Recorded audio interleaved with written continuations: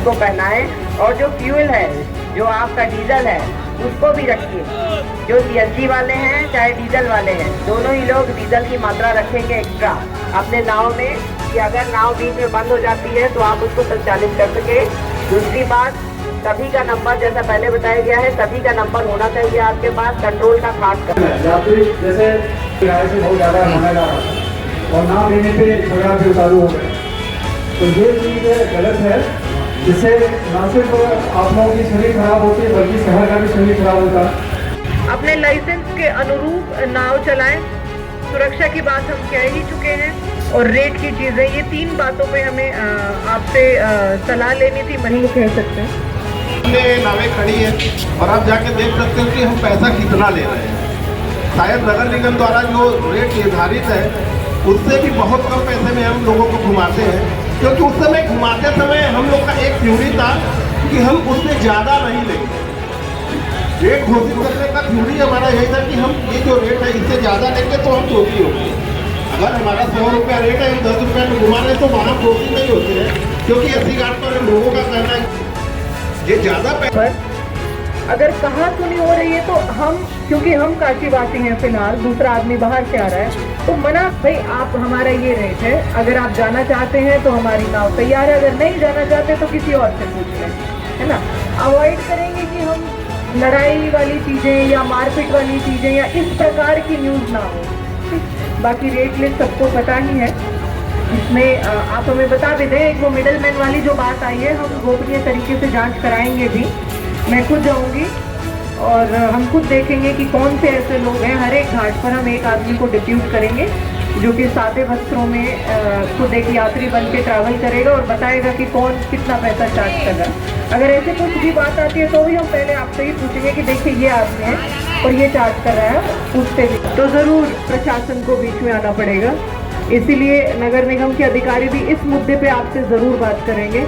Rate list जो हमारे जिलाधिकारी द्वारा प्रेषित की जाती है वो आप सभी लोगों के पास होगी भी।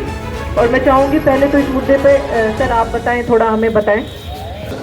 मैम आज किस तरह का बैठक किया गया और क्या? जी, ये महाकुंभ के दृष्टिगत जल पुलिस, सिविल पुलिस प्रशासन, नगर निगम व स्मार्ट सिटी सभी की एक संयुक्त बैठक रखी गई, जिसमें कि नाविक समाज को बुलाया गया, मांझियों को भी व चालक को भी।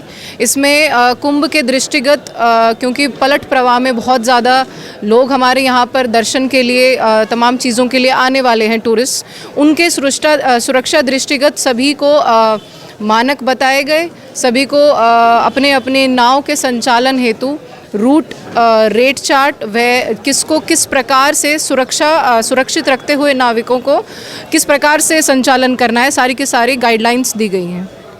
नाविक समाज थोड़ा सा नाराज दिखाई दे रहा है रेट को लेकर, तो ऐसे में असमंजस। जैसा कि हमने अभी नाविक समाज से बात करी, जो भी हमारे जिलाधिकारी महोदय द्वारा रेट लिस्ट निर्धारित है 2023 की, सभी मांझी समाज ने उस चीज़ को एक्सेप्ट किया है और इनफैक्ट ये बात कही है कि ज़्यादातर चीज़ों में जो रेट लिस्ट निर्धारित है उससे कम में ही लोग लेकर जाते हैं। लेकिन कुछ एकाध लोग हैं जो इस प्रकार की शिकायतें आ रही हैं कि बहुत ज़्यादा चार्ज कर रहे हैं, तो उसमें भी हम संयुक्त टीम बनाएंगे कि यदि इस प्रकार की कोई शिकायत आए तो उसका समाधान किया जाए। लेकिन रेट लिस्ट पर सभी अग्री कर रहे हैं, सभी नाविक।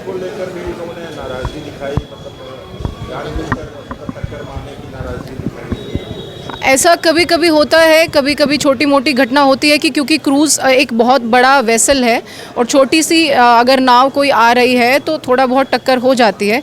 इसके लिए हम बैठकर और स्मार्ट सिटी के साथ, क्योंकि क्रूज़ संचालन स्मार्ट सिटी के पास है, अगर उनका एक रूट निर्धारित हो सके जिसमें कि हमारा निर्धारित रूट पर क्रूज़ चले और दूसरे रूट पर नाव चलें, तो इस प्रकार की घटनाओं को अलग रखा जा सकता है। मैं प्रमोद माझी, अध्यक्ष माँ गंगा निषाद सेवान्यास और कार्यकर्ता माझी समाज। आज यहाँ पर एक सार्थक बैठक था, क्योंकि यहाँ पर एडीसीपी मैम थी और एसीपी साहिबान कोतवाली और दशाश्वमेध थे और हमारे क्षेत्रीय भी सारे अधिकारी लोग थे।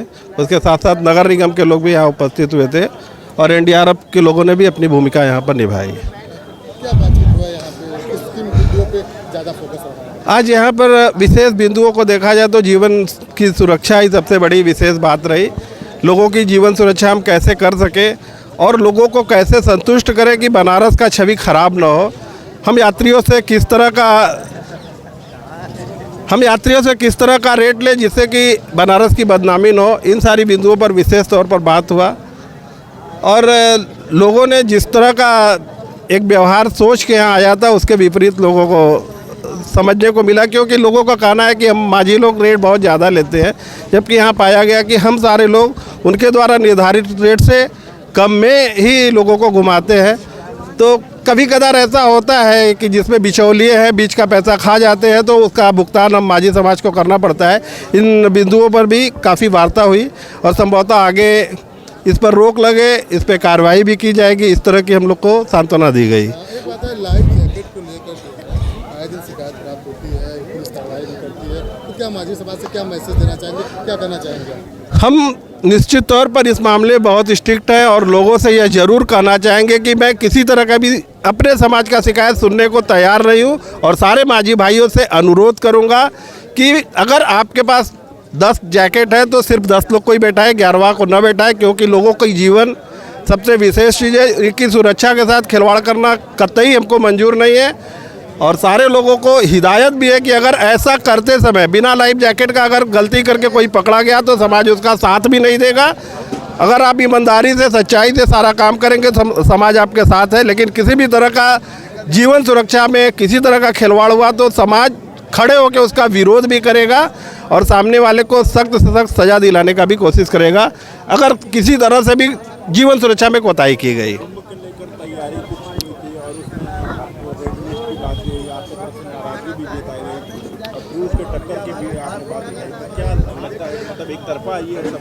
नहीं, देखिए, अब ये हमारे अधिकारी लोग हैं, हमारी जो भी बातें इनसे साझा तो हमको करना पड़ता है। रेड बोर्ड की जहाँ तक बात है, रेड बोर्ड हमने उनको इसलिए यह बात समझाया कि जो रेड बोर्ड बना है नगर निगम का, आज से 2 साल पहले का बना है। 2 साल में काफ़ी महंगाई बढ़ी है, तो हमारा रेट भी बढ़ना चाहिए। इसलिए मैंने कहा कि इस चीज़ को आपको ध्यान देना पड़ेगा।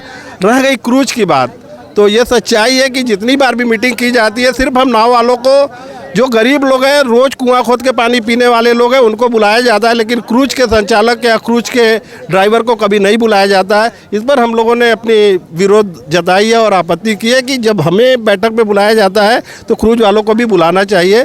जिस पे यहाँ सहमति भी बनी है कि अगला बैठक जब भी होगा तो पहले क्रूज वाले आएंगे, उसके बाद ही हमारे नाविक लोग आएंगे। तो इस पर हम लोग को काफ़ी संतुष्टि मिला है।